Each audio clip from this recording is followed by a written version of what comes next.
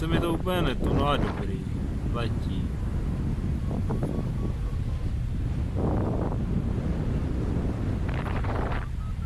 Ty krávo. Asi trochu couvat. Teď si nevybral dobrý interval.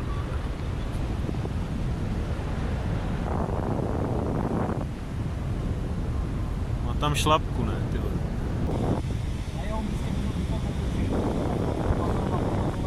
Ale v téhle vejšce nevím, jako.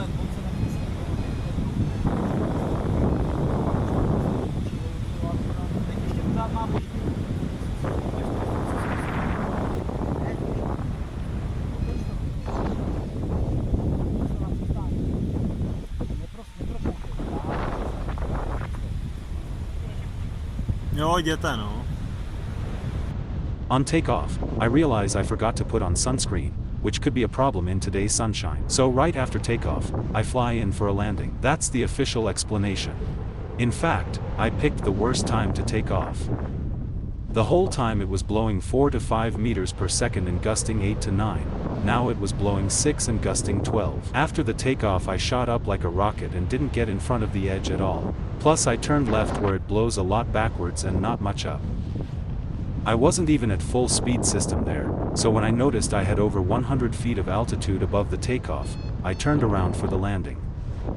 It was also at half speed system, but otherwise fine. Hansa Katara came to check me on landing. Thanks, Hansa. David and Enzo are leaving, they don't need this. On the other hand, Lucas is coming. I go back to the takeoff with a plan to see if anyone will fly, and possibly wait until the group that left in the morning lands, that we could at least give them a ride in the car. I mentally envy those who stayed home today and think about moving to Trebon, which I had as a backup plan.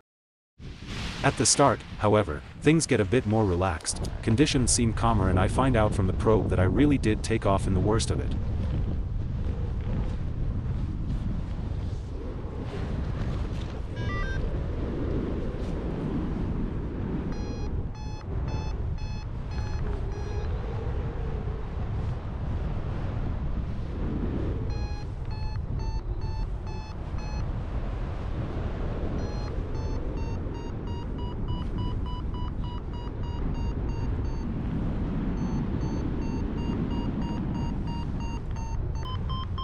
After the takeoff it's much calmer than the first time and you can ridge soar normally. I notice a bird thermaling to the right of the takeoff, but find nothing there.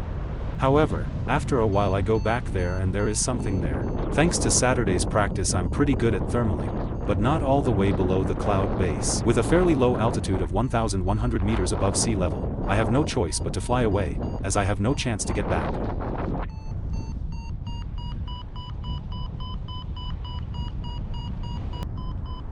At the quarry, I'm already looking as far away from the rotors and the highway as possible after landing. But I managed to find another thermal, which I slowly climbed to a nice altitude.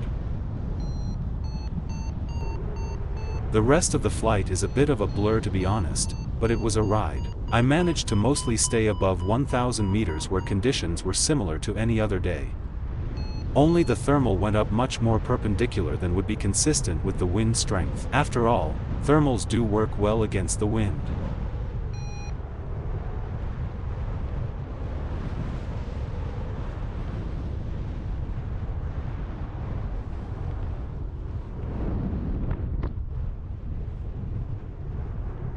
Once I dropped out of a thermal almost certainly downwind, I could see a cloud behind me, but I couldn't get back up. The variometer just kept humming and I stood still, so I gave up. I can see from the track log that I must have misjudged the situation and got fooled by the cloud. It made me fall out of rhythm and I almost bombed out. I bailed out once at the edge of airspace, several times at the edge of the cloud. Once I dropped as much as 300 meters above the surface, but by thermaling the zero I finally saved myself. I flew high clouds basically following the clouds with consideration of the route around the airspace. I needed to avoid the Prague TMA at 1050 meters, but I also needed to avoid Vary. Sometimes I changed the plan operatively. I saw a big cloud quite far away, so it threatened to be useless when I reached it. Suddenly I see a cloud growing pretty fast much closer to the side, so I headed towards it and did well. Outside the airspace I climbed up to above 2,200 meters to FL71. After a while I see Pilsen on the map and am tempted to fly there, among other things because it's a comfortable way to get home. But it is on a 40 kilometers circle, which seems infinitely far. However, the journey is going fast. Downwind I have 50 to 60 kilometers per hour on the speedometer. Once I even managed to fly 200 meters below the clouds and not thermal at all. I also managed to drift at other altitudes, once at 800, twice at 1000. I do these flat triangles, don't lose altitude and burn downwind. Sometimes this extra drifting ends up with a nice thermal.